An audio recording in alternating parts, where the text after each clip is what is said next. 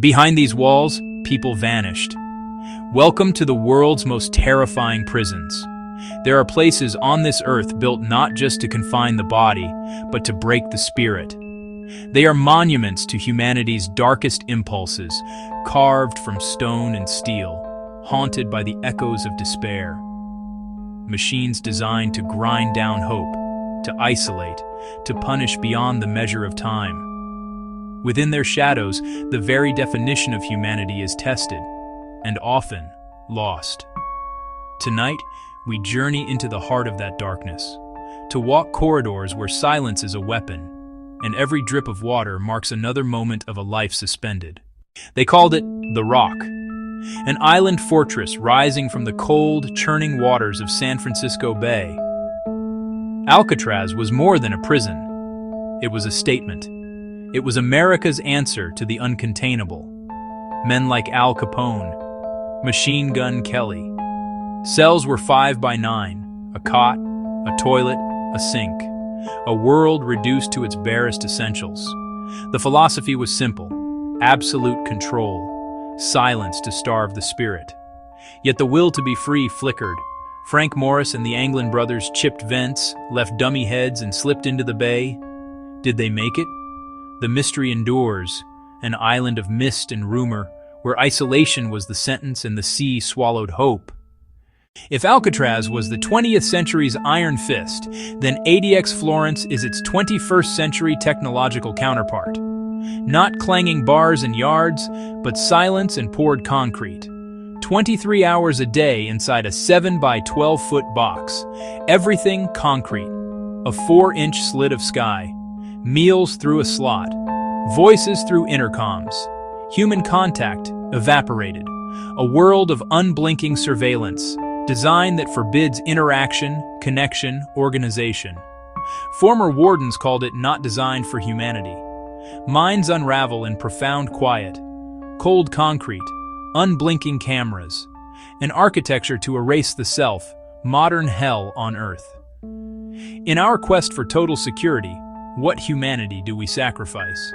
Here, the sentence is time, and the slow erosion of the soul. In the oppressive humidity of suburban Bangkok lies a place inmates call the Big Tiger. Not for the animal, but because it eats men alive. For decades, new prisoners wore iron shackles for months. Death row, permanently. Overcrowding, tropical heat, one meager meal. Disease spreading as fast as despair. A harsh social order, allegiance or misery. Punishment by daily degradation, scarce medical care. Malnutrition, the slow grind of survival, bang kwang, relentless heat, iron chains, cells so small that suffering becomes constant. Not stories of rehabilitation, but endurance and resilience beneath brutal shadows. There are prisons where the state maintains a fragile order. And then there was La Sabaneta. In Maracaibo, a prison in name, a lawless city inside. Ruled by prains, inmate leaders with absolute power. Built for hundreds, held thousands. Clean water a commodity, food a weapon. A tinderbox of squalor, corruption, and violence. Riots, stabbings, gun battles as rhythm of life. In 1994, a gang war and fire killed over 100. A system collapsed into chaos. Closed in 2013 after bloodshed. Inmates transferred, scars remained. La Sabaneta, where violence rules, not law. A terrifying cautionary tale. In the heart of the Syrian desert, near ancient Palmyra, stood Tadmor Military Prison, a synonym for fear and torture under Hafez and Bashar al-Assad. Not for common criminals, a dungeon for dissidents, a factory of suffering. Survivors speak of merciless receptions and cells so crowded they slept in shifts, devices with names to break body and will. In 1980, commandos slaughtered an estimated 1,000 political prisoners. Captured and demolished in 2015, the walls erased, the terror remembered. Tadmor, a kingdom of pain, where torture outlived the stones. Imagine a prison on an island, encased in ice for most of the year. On Lake Novozero, a former monastery holds the most dangerous convicts. Accessible only by a small ferry. Isolation upon isolation. 22 and a half hours a day in cramped cells. A brief exercise in a caged yard, often alone. Above an oppressive gray. Around, the wind howls across the lake.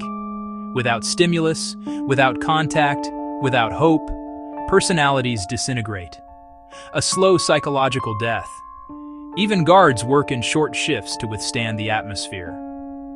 Petak Island, snow and silence around eternal imprisonment. A sentence without horizon. For decades, São Paulo's Carandiru was Latin America's largest prison, a city within a city. Over 8,000 inmates in a space built for less than half. October 2, 1992, a dispute erupted into a riot. The response? Heavily armed military police, ordered to retake at any cost. What followed was a massacre, shots fired indiscriminately, surrenders met with death. 111 prisoners killed, not a single officer. The commander was convicted, then cleared. A stain the nation could not wash away.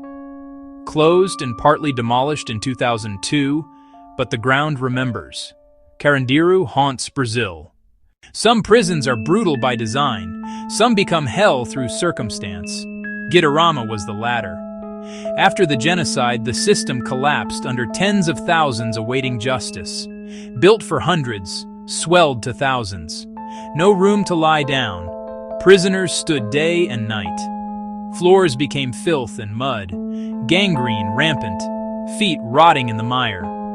Food and water were so scarce that men fought to the death over scraps. Aid workers called it apocalyptic, the smell of decay a shroud over the compound. Conditions have improved, but the name remains synonymous with the depths of suffering. A warning of how fast order disappears when neglect becomes the greatest cruelty. Outro. We have walked the corridors of Alcatraz and stood in the shadow of Tadmor. We have felt the oppressive heat of Bangkwang and the sterile chill of ADX Florence.